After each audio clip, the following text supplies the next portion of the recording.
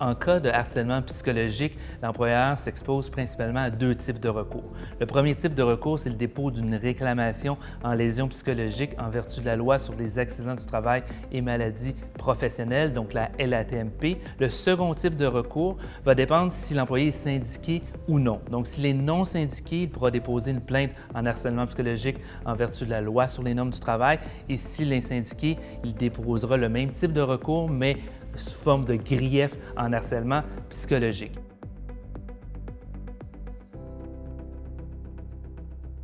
Si on parle du premier type de recours, donc la réclamation en lésion psychologique, le dépôt d'une réclamation implique l'existence à la base d'une maladie. On parle principalement du trouble de l'adaptation ou d'une dépression. Ce qu'on voit habituellement aussi, c'est que cette maladie-là entraînera un arrêt de travail. Lors du dépôt donc d'une réclamation pour lésion psychologique, ce que la CNSST demandera aux travailleurs de prouver, c'est dans un premier temps l'existence d'un événement imprévu soudain. Pourquoi? Parce que la plupart des réclamations pour lésion psychologique sont acceptées sous l'angle de l'accident du travail.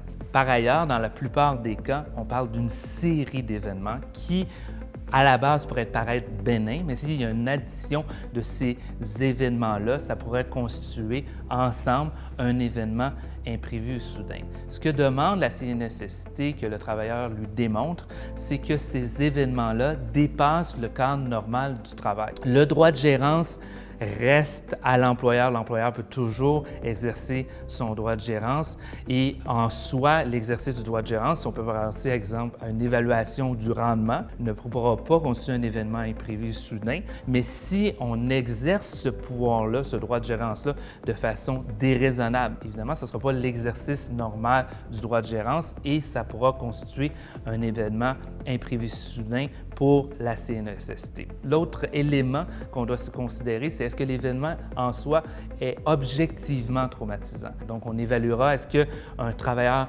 placé dans la même circonstance considérera cet événement-là comme traumatisant ou il y a vraiment une perception du travailleur concerné. Finalement, le travailleur qui dépose une réclamation auprès de la CNSST devra prouver une relation médicale causale. Donc, est-ce qu'il y a une relation entre les événements qui sont allégués et le développement du diagnostic, donc de la maladie psychologique? En termes de pouvoir réparateur, donc si la réclamation est acceptée par la CNSST pourra ordonner le paiement d'indemnités de remplacement de revenus, ça c'est une possibilité. Il pourra évidemment payer aussi les soins et traitements liés à cette lésion psychologique-là.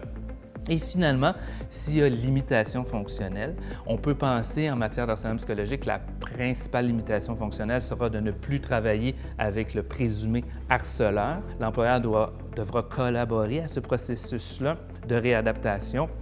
Et s'ajoutera à ce qui est prévu à la loi sur les accidents du travail et maladies professionnelles aussi l'obligation d'accommodement, donc de faire toutes les démarches possibles, raisonnables, pour voir si on peut accommoder le travailleur en vertu de cette limitation fonctionnelle.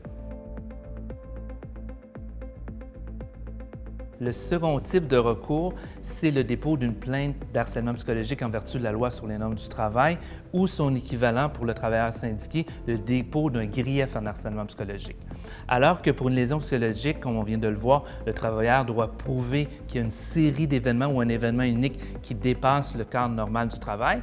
Dans le cas d'une plainte ou d'un grief en harcèlement psychologique, ce que le travailleur devra prouver, c'est les 5 éléments constitutifs de la définition de harcèlement psychologique. Donc, dans un premier temps, prouver une conduite vexatoire.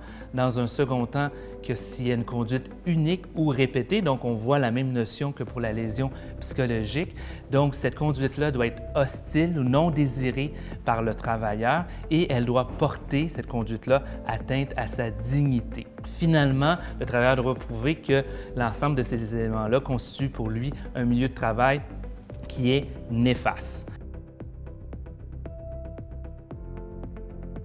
Pour les deux recours, ce que la Cour d'appel a décidé dans une affaire Desrochers, c'est qu'il peut y avoir cumul de ces deux recours-là parce que l'objectif et les mesures de réparation pour ces deux recours-là sont différents.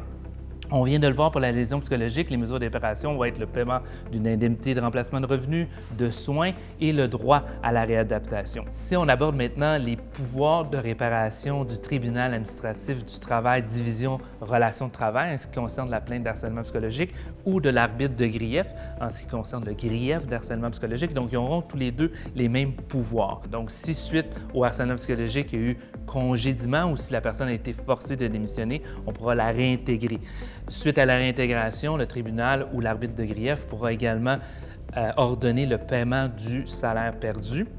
Il y aura pouvoir également d'ordonner une série de mesures qui seront considérées raisonnables pour que le harcèlement cesse. On pense également au paiement de frais de soutien psychologique en lien avec la reconnaissance du harcèlement psychologique. Il y aura également le pouvoir d'ordonner le paiement de dommages moraux et exemplaires selon les circonstances. Donc, en conclusion, l'employeur s'expose à deux types de recours: la réclamation pour lésions psychologiques et la plainte pour harcèlement psychologique ou grief d'harcèlement psychologique.